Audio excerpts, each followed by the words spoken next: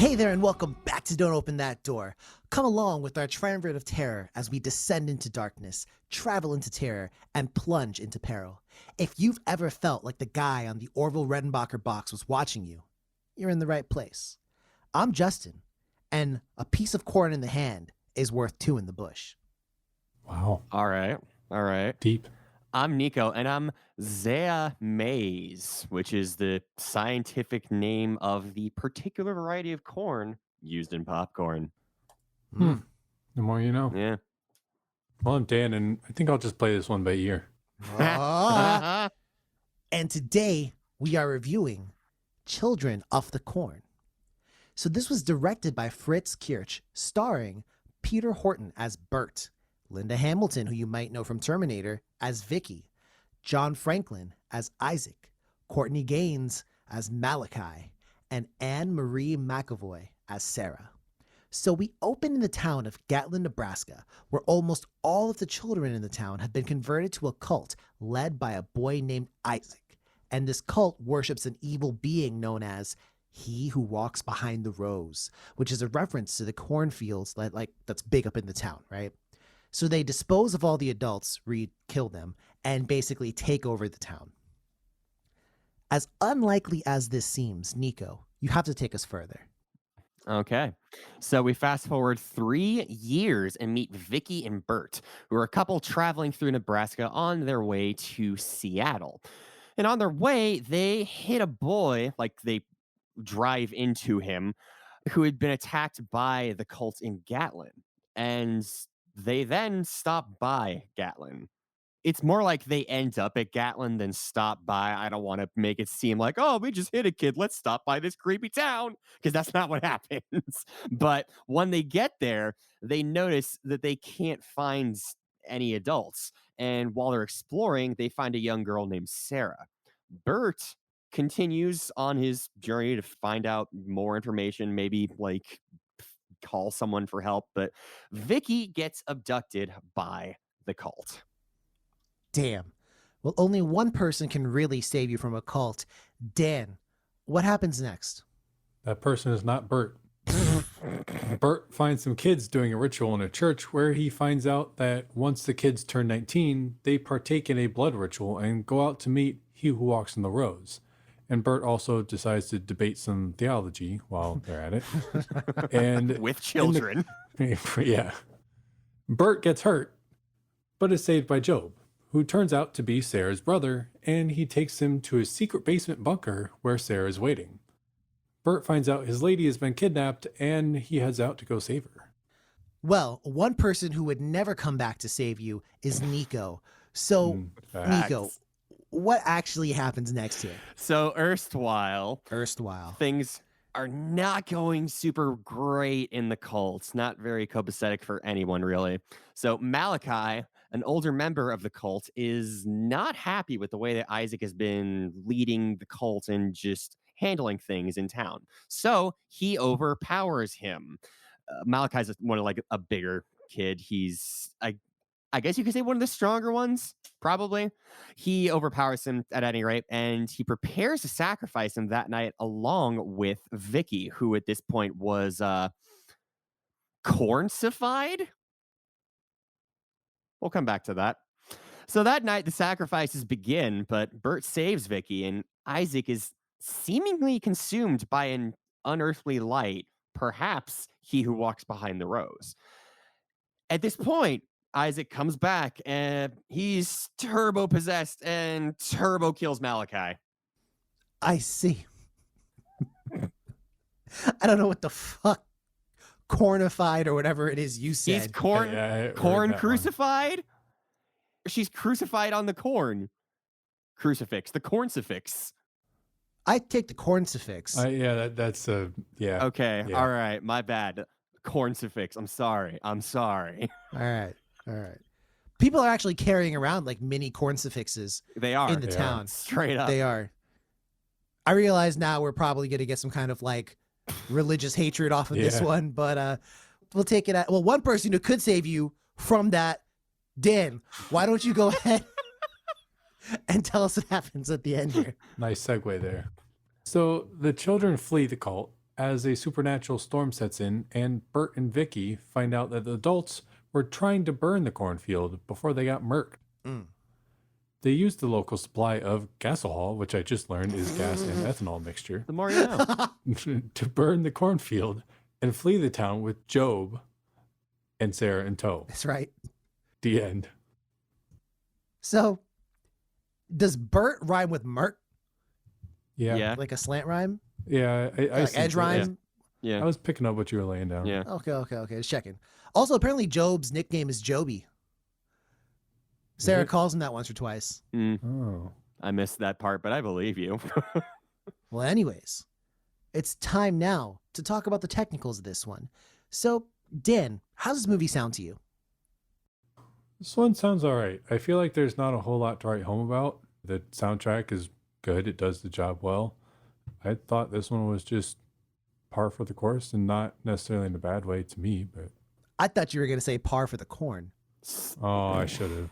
I missed that one. There is one thing I did want to highlight. The film score uses a lot of like children's voices and little Oh, yeah. children's Mhm. choir I actually like that too. throughout. Yeah, I was going to ask you, Nico, what's the omnisphere setting for haunting children's voices? There's actually quite a few, and it's funny that you There it bring is. that up because I, no bullshit, just before coming onto this session was checking my fucking plugins and my Omnisphere's corrupted. So, Oh, yeah, can't do that anymore because it got corrupted. But keep going. but no, I think the children's choir adds a lot of just frenetic tension to the film, particularly given that this is a film centered around child villainy. So, I mean, it works. But like Dan said, I didn't think there was really too much to really mention otherwise. Fair. Now, Dan, why don't you lend me an ear and tell me about how this movie looks?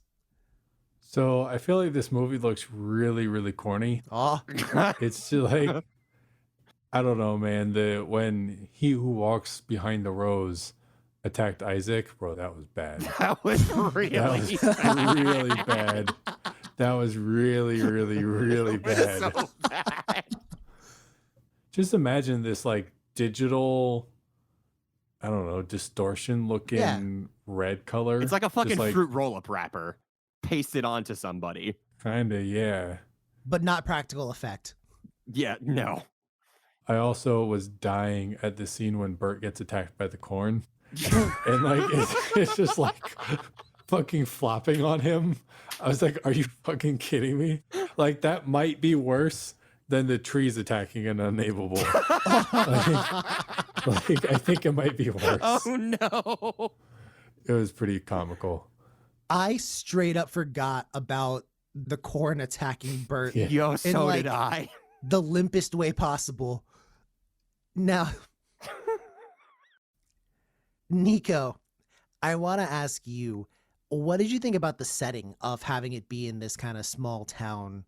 Did that appeal to you at all? It does. In particular, given, who authored the story that this is based on, of course. Oh, who did? Who did? I don't Of know. course, Stephen King, for those of you who didn't know. I know, shock and awe. But it fits with a lot of the stuff that he does, small town figures, a general theme of distrust of organized religion and cults and stuff like that. So it was par for the course, I think, particularly given its contemporaries at the time. Now, as disbelieving as I am, because Did you hear that, by the way? Par for the corns. did you see my face light up? Yeah. Like the light that attacked Isaac? But no.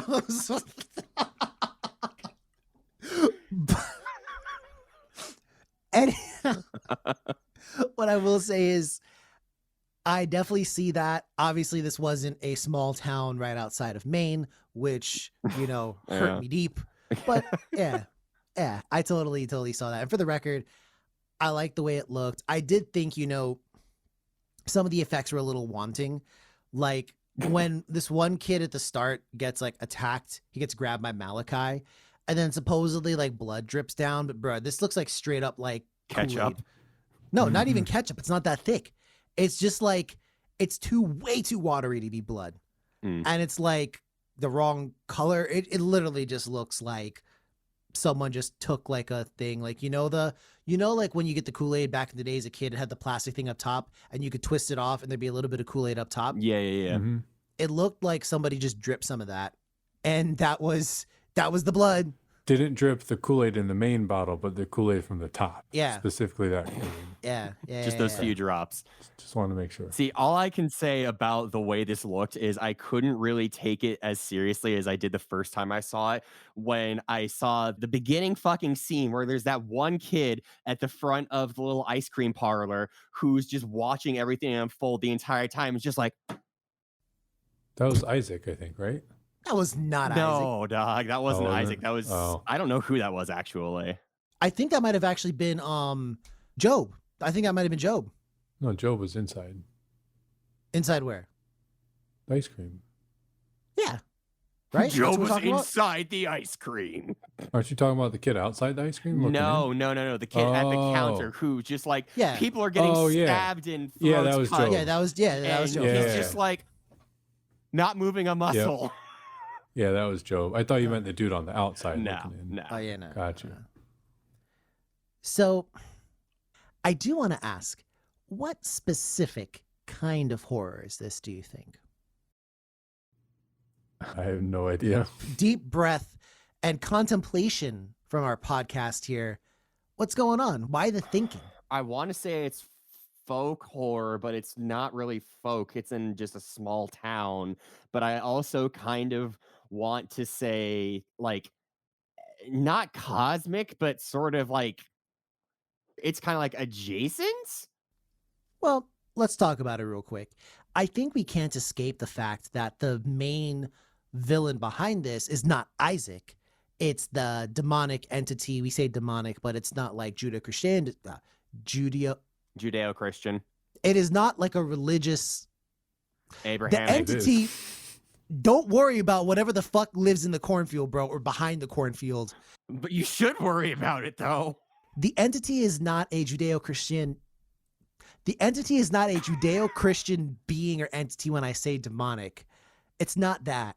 It's something else. I've seen fan theories that would suggest, he who walks behind the corn could be an alias for Randall Flagg, who readers of King's works, particularly The Stand, would know that like Randall Flagg is bad news. So could be him. It could be something else because if people have read it or seen the movie or the Superior miniseries, am I right? No. That, hey, it's my time. Not playing. So I think that, King oftentimes uses Lovecraftian cosmic-esque beings in his works. He does. And this could very well be one of those. I feel like it deadass could be a graboid too, though. Oh, with the ground Probably at the is a one point? graboid, yeah. I thought that was just like a graboid, like apropos of nothing, just there. Because that never happens again. Like we just see like the ground move and that just never comes back and happens again. So I don't know. Well, it happens twice. Twice. I could be wrong. If that's the first thing they saw of it, that's not really he who walks behind the rows. It's like he who burrows and slithers and is a fucking Doug Trio, I guess. Or a Diglett. I don't fucking know. More like a Diglett. Could be like, like those who slither in the dark or something like that. I don't know. Hey. But all Fire that to Emblem. say, Dan, you've been chewing on this one for a while. What kind of Have I? horror do you think it is? I feel like it's a maze of genres, if you will. Ooh. Oh, I think it's almost like, we've kind of talked about like cult horror in the past. Right. Sort of like folky horror, like Nico had mentioned. Maybe a touch of cosmic, but I don't get like heavy cosmic horror vibes from that. I guess just cult horror is going to be the closest I could say. Absolutely. I'm in total agreement here. I think it's cult/folk horror, whichever way you really want to look at it. Because, I think there is an analog to be made at the very start, they listen to, they being Bert, who got hurt, and Vicky. They're listening to the radio, they turn it on, and they hear, some real evangelical sounding people on the radio. And they talk about how, like, there's no room for, the fornicators. And they go down basically a list of persona non grata. And Vicky and Bert are laughing and they're making fun of the guy on the radio. And I do think there is a kind of metaphor that they draw between those people and then this cult. And both of them basically just kind of seek to get rid of the people that they view as not belonging to their particular set of beliefs. Yeah. And for the children of the corn, as it was the adults. So that's an interesting way to look at it. I might have jumped the gun a little bit there, but I want to ask, are there any other themes aside from that you guys see? Not really. Yeah, I'm struggling to think of too many aside from the occasional horror film classic of just fuck them kids. Fair. That is often the case. It's either, like the kids are evil or we got to protect the kids. Yeah. Like it's typically one of the two. But speaking of, Dan, how did you feel in particular with the fact that this movie so heavily used children and child actors in the horrific roles, and not as, the innocents oftentimes, but as the perpetrators? I mean, in general, I thought it was okay. My main problem with it was I wanted it to be like scarier. Like, I don't know. I feel like when you go have children be the main antagonists and whatever, like part of the reason of that is it's, I don't know, perversion of innocence maybe, and Totally, yeah. and very much like it almost seems a little bit more scary, I guess.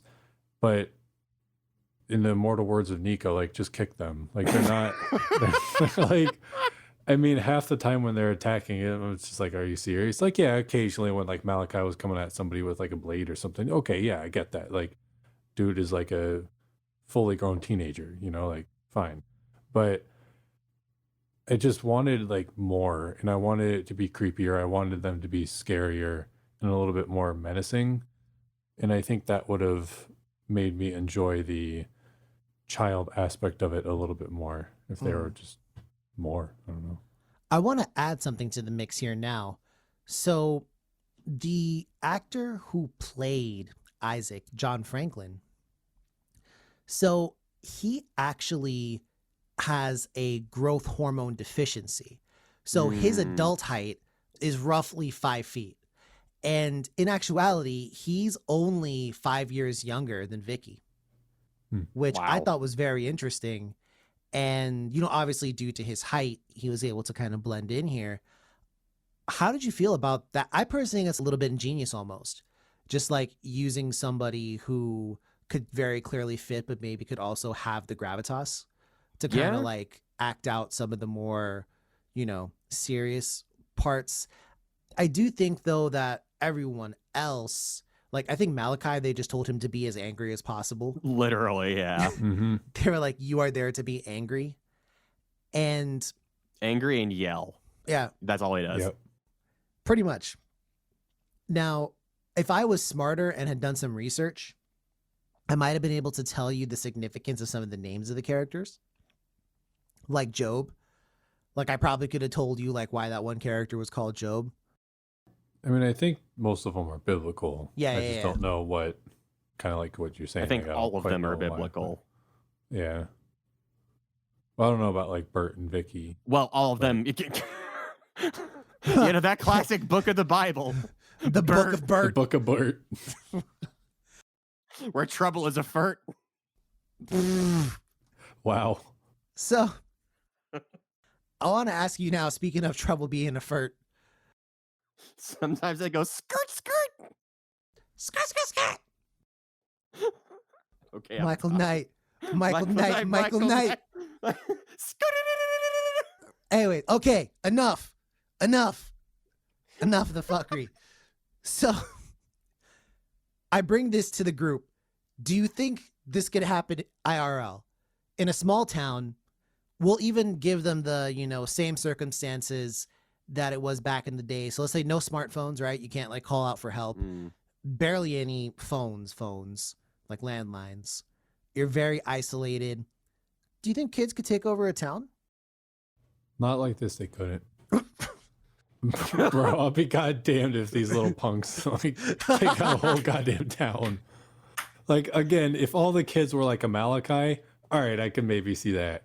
But like, some of these kids are little dipshits. Like, are you serious? Yeah. Considering it's been 3 years since they took over the town. That's true too. So you got to de-age everybody by 3 years. Hell no, fuck no. The corn attacking people? Hell no. I'll be goddamned if I get my ass whooped by some corn. Yo. Oh man. And I think that is what kind of lends it to, I have never read the originating book, right? Or work. So I don't know if there's more to it, but me personally, I feel like this could have used some monsters. This could have used a heavier supernatural presence, I think, personally. That would have maybe made this a little scarier, because Isaac by himself, sure, but he's scary in the way he has this grasp over the community. But when you actually look at it, literally all Malachi had to do was pick him up and corncifix him, as it was. Corncify him. Oh, corncify him, sorry. And literally, there was nothing he could do about that. And I was just like, I find it real hard to believe that like all the adults in this town were like such goody two shoes they couldn't hurt kids. I'm sure there had to be one or two degenerates at the local bar where like they walk up to him and like try and stab him, and they just like, what? Are you trying to hurt me? Just like, I don't know, bruh. I think someone would have kicked a toddler or something on that day. So like, and they got the policeman? Yeah. Bro, he had a gun. Yo, I assume anyways. So real quick, they call him the Blue Man. And then he's like, who's the Blue Man? And the kid like immediately clarifies, oh yeah, Officer so-and-so. Shut the fuck up. You knew who that was the whole time. Why couldn't you just say it? Damn. That's a good ass point, actually. I hadn't considered that. Point. Like they referenced the Blue Man several times. Yeah, it's not like they forgot what his profession was over the course of those 3 years. No. Fuck! There's this person who looks like a police officer, but I just can't place it. See, that's the thing, man. That was another kind of problem that I had, was like, I feel like the kids were too dumb. Like, kids are smart. Kids are smart. I mean, and I don't mean dumb as in like they didn't necessarily like plan shit out well or whatever, but as in like there's times throughout the movie where it makes it seem like the kids are too innocent or too young to know what's happening, or to, I don't know, they call him the Blue Man. I took that as like, as a little kid, oh look, the Blue Man or whatever. But like, these kids would know what a cop is. Like, they know, like, kids aren't dumb. And when, like Nico mentioned this before, when all the adults are dying in the ice cream shop and Job is just kind of like staring around with a dumb look on his face, like, yeah, he probably would be shocked. But at the same time, like, I'm sure he would be freaking out or doing something. Like, maybe not necessarily helpful, but not just like fucking sitting there. Like, I don't know. I found that kind of unrealistic. I think perhaps the most unrealistic part of it is that you thought you could get all these kids, some of whom are young as shit, organized enough to do this. Because there is like no way. Like, it literally, the way it plays out in the start, it's like Isaac was like, initiate Operation or Order 66. And then they like killed all the parents. Like, nah, see what would have happened is like, first off, some of the kids would have not, I don't want to do this anymore. Like, I'm not done playing this game. That would have been like a solid half of them. Like, off the remaining half, 3/4 would have just been like, I don't want to hurt my mom. And like, yeah, right. I don't know. Like, unless this was something radical going on in this town, I don't know. But to be fair, I can also chalk it all up to the influence of He Who Walks Behind the Rose. If we want to take this as a cosmic entity, instead of madness, he was influencing this bloodlust because he is a god of blood and sacrifice. That's what they say. Yeah. So maybe that's where there's some ideas to take root. But I want to ask really quickly now, do you have any favorite particular character or scene from this? Certainly not Bert. He was a Not Bert. dumbass. I think I got to give it to Isaac for just having so much gravitas, like you said. He's, I think, probably the most memorable part of the movie, apart from Malachi just being a dumbass. There's a part where he is trying to get Bert to come back to the town first as some sort of like taunt, and he's like yelling his fucking lungs out. Meanwhile, they cut the next scene. Bert's like in a fucking house like half a kilometer away or something, like very clearly not an earshot or something. Whoa, Not whoa, half whoa, a whoa, kilometer, whoa, whoa. sorry, but Whoa, like whoa. a distance away. He was still in the bunker, I think. I think he might have still been in the bunker. Maybe that was it, yeah. But I'm like, troubled by your use of the word kilometer. Yellow card. We don't do your kilometers here in the US of A. Oh, I'm sorry. I'm sorry. All right. Lest I get the fucking Department of Unacademic Affairs raining down upon me. We don't use metric around here. Or un-American, not unacademic. Except when it comes to measuring certain things. Maybe then. Like yellow cards, not yellow flags, not flag on the play. Yeah. Not a flag on Not the like flag. misdemeanor, felony, yellow card. Listen, I'm not drinking a 500 milliliter bottle of water right now. I'm not drinking. either. I'm drinking something that's about 3 quarts. That's how much I'm drinking right now because I live in America, bitch. That's a lot of. That's a lot of fucking, bro. That's a lot of water. How much are you drinking? All right, relax, bro. Don't tell me about my quartz because I never learned that shit because it's pointless. So It's all a I type gotta of tell you, igneous rock. a quart. Quartz. Yeah. Hey, No geologist fact check me on this. Just let me have this. well, I'll have you know, quartz is actually not igneous. It's metamorphic. Did you not hear what I just said? I'm not a geologist. Let me have it. Okay. Fair. He's an There you underwater go. philosopher. Yeah, that's true. That's true. I'm sorry. Well, at any rate, I think it's time we rocked on here to the what would you do. So I feel like this is pretty simple, but I'm going to put us in the role. So the DOTD podcast, we're heading somewhere. We roll through this town in the middle of fucking nowhere. First off, I wouldn't drive this distance. I would have Yeah, just you don't have a car. Nah. Hey everyone, this is Justin editing the episode, and I want to take a moment to tell everyone listening here, Dan and Nico are some bitch ass fucking hoes. I hate both of them very much. Again, they are not my friends. Dan and Nico are some tricks. But now, back to the podcast. Thank you. I quit! He doesn't, though. No. Hey. Baseless accusations aside, okay? Baseless accusations aside. Yeah, it's Not baseless really because you have baseless, no but- speakers because you don't have a car to up the bass in. Nah, you killed it, bro. It's over now. So, for the what would you do, I gotta ask. If you were driving through the town, yo, wait till I show up in my fucking Beamer. You about to see, bruh. You doubts me, bruh. You doubts me, bruh. Yeah. Yep. Listen, there's a lot of things you ain't never seen that I got, all right? We'll leave it at that. All right? All right.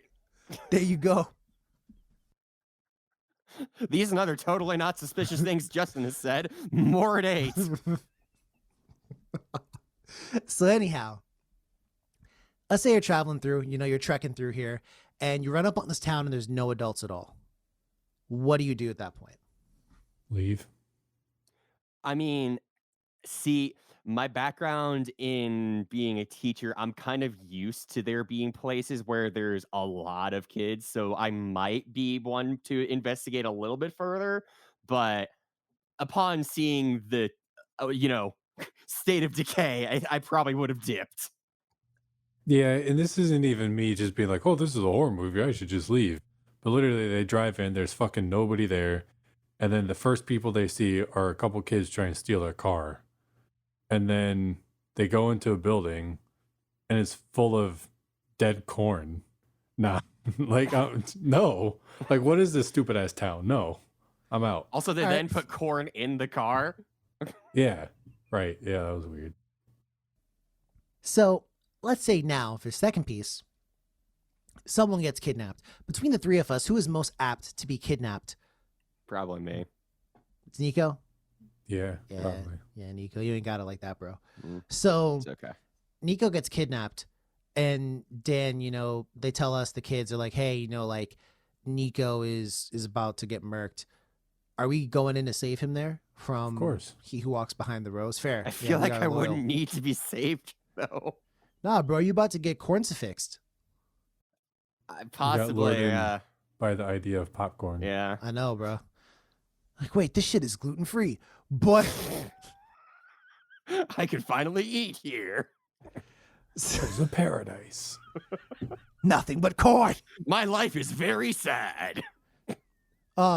Mister, do you want some cereal? I don't know, kid. I probably can't have it. No. It's maize-based cereal. It all is. It's corn pops. But what about this? I don't know. I may not want that lactate in my life right now. Oh, it's not cow's milk. It's corn milk. Yeah, you can make milk from anything, bruh. If I can have fucking chickpea milk and banana milk, why can't I have corn milk? You ever seen corn milk? No, I Bruh. have not. Bruh, think about it, right? They got biodiesel fuels out there made from corn to fuel up trucks. So why can't we take biodiesel milk to fuel us? Facts. That's a good point. Go have some diesel and get back to me on that one. Go put some biodiesel in your system. Tell me what happens. That's when you shit lightning and crap thunder, bitch. That's how you do it. Wow. I don't use Listerine. I gargle jet fuel. What the fuck is wrong with you? When I need to pick me up, I drink some gasohol. But What the fuck? Good ass Friday night there. Yeah. jet fuel and gasohol. Fuck. Well, that kind of fell apart. I guess the last thing I want to ask is, would you bother burning the cornfield to fight off He Who Walks Behind the Rose? Dude, that Or would have been my would- first fucking step. Oh, shit. Yeah. Like, Fair enough. real talk. Fair enough. Fair enough, I guess. So, all that to say, it's time for the critic review. Now, audience, I want it to be known. If Nico gets this right here tonight on Don't Open That Door, I am going to Nico's house, like right now, as soon as this podcast is over. I'm going How? to Nico's house. How are you going there? I'm taking my car that I own, that is in my name, Mm-hmm. and I'm going to go to Nico's house. Well, then, just for that, I will go first and guess. So you can't even be like, oh, you just went lower the Dan. You just went higher the Dan. I'm going to say straight Well, down you're the always middle. either lower or higher than Dan. Well, No, yeah, there's that and- one time that he had the same score and you made him go lower. Yeah, so or that's why higher. I'm going first. Well, and I'm y'all gonna can't say the same thing. You have 100 points. You have 100 points. Okay, straight down the middle. 50. Fuck you. All right, Dan. I'm gonna say 45. Nico, you're still on my shit list. You know why? Because you orchestrated this whole shit, bro. Nah. Nah, you done I know. may have Anyways, IBS, but I ain't orchestrating no type of shits here. you know what's funny? This better be my episode to edit. So It is, motherfucker. good, great. So anyhow, Dan's right. Nico's wrong. Wrong. Hell yeah. Air quotes. Wrong. Finally. This one has a 36% rating from the critics, a 40% from the audience. So this one was pretty panned, actually, from both of them. But I don't want to, I don't want to grill this movie too much. So why don't we just go ahead and, Pop those kernels. Well, I didn't really like this movie. Shuck and all. Couldn't tell. Oh, that's what we got to call this episode. Shuck and awe. Every- Well, I thought it was a funny movie, which it wasn't supposed to be. All right. My favorite scene was definitely Bert getting hurt by the corn because that was just really fucking funny.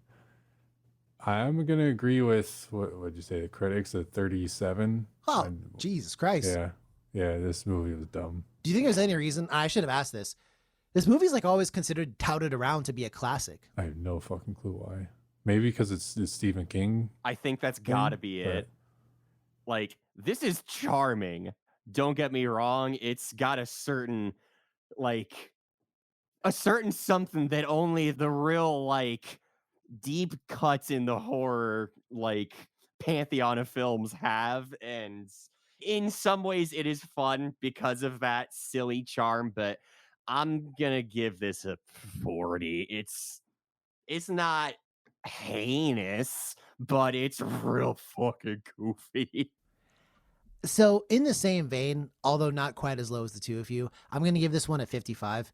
And I largely give it that because I think this movie's legacy kind of pops it up a little bit.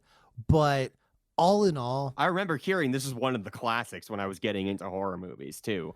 Yeah, and it is because it does several things really. It does several things. It does several things, really. Including, like, you know, the whole kind of like child antagonist, especially in like the 80s, you know, that was like a thing. Because remember, The Omen came out. When did The Omen come out? Before this, I think it was 76. So The Omen might have touched upon this a little bit better. Yeah. But that's Yeah, okay. but- That's okay. That's okay. Just got to keep that corn roasting, I guess. So, Amen. yeah, 55 for me, 55 for me. So, are we giving this one a recommendation? Would you recommend somebody see this movie? 1, 2, 3. No. Nope. Okay. As I thought. But if you're into corn, this movie, along with one other movie, are the only two movies that I can think of that'll really scratch that itch for you. What's The second other? one being Troll 2, the infamous corn scene. That was a good scene. Yeah. The infamous corn scene, I was a big fan of it personally. Hit me up, girl. You know what's up. So, in any case, any last thoughts before we wrap this one up here? Nah. So I would like to give a quick shout out and thank you so much to the good folks over at House Harker from I Had a Bloody Good Time at House Harker. They were the ones who recommended this one to us. And while we may not have given this movie a recommendation, it certainly was an experience. I think we can all It was a fun say ride. that. It was a fun Definitely. ride. It was a cornucopia of emotions. I was going to tell everyone to keep those recommendations coming because That's a good one too. yeah, see. You can hit us up on, you know, social media. We're on Twitter and Instagram at DOTD Horror. We're also on Facebook. That's Don't Open That Door. Plus, check out every episode we've ever done on our website. That's, of course, dotdhorror.com. But till then, take care of one another. Try your best not to be corny. And as always, dear listener, don't open that door. Bye.